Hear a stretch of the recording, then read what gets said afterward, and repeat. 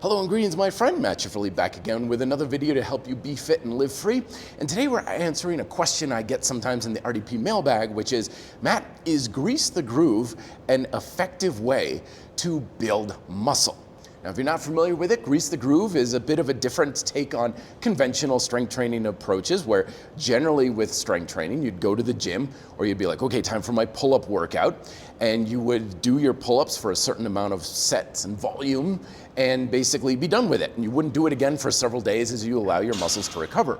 But Grease the Groove says, okay, instead of having all of those pull-ups done in one chunk of time, you're gonna space it out throughout the day. So you're doing pull-ups like every several hours or every hour on the hour kind of idea.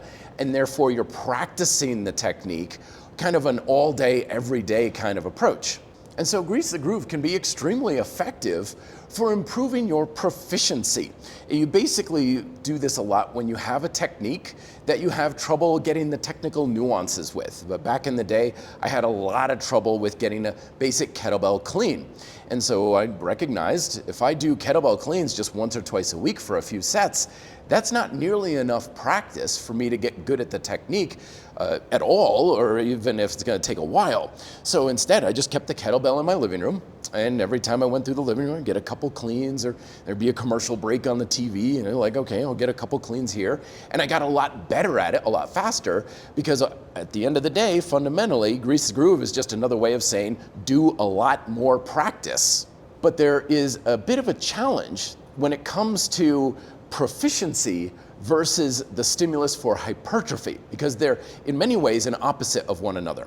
When you're trying to train for proficiency and get good at the technical nuances of something, you want to really manage your fatigue and keep it as low as possible for as long as possible. And that's what Grease the Groove is great for, because if you do a couple of kettlebell cleans, 2 or 3, you're keeping your fatigue and the muscle very low, so you can practice it a lot more, and you're relatively fresh, so your technique can be at a higher level. But when you're trying to create a stimulus for hypertrophy, you want exactly the opposite. You want to basically put the muscle under a good amount of resistance, generate a good amount of tension, and really challenge the muscular work capacity to create that fatigue to a high degree fairly quickly. Now, of course, I'm not saying you can't do it with Grease the Groove. You can build muscle with darn near anything, as long as you're eventually getting that muscle to a point where it's really starting to burn out.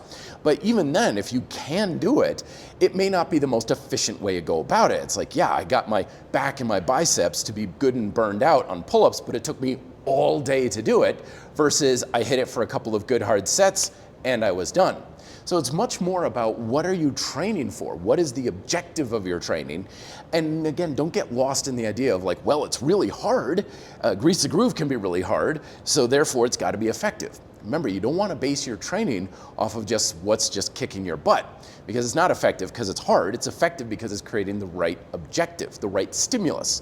If you want to build muscle, you want to challenge your muscular work capacity in a timely and efficient manner. And if you want proficiency, you want to practice it to the best of your ability while keeping your fatigue relatively in check. Best of luck in your workouts this week. Let me know if you have questions down below. Thank you very much for watching. Be fit and live free.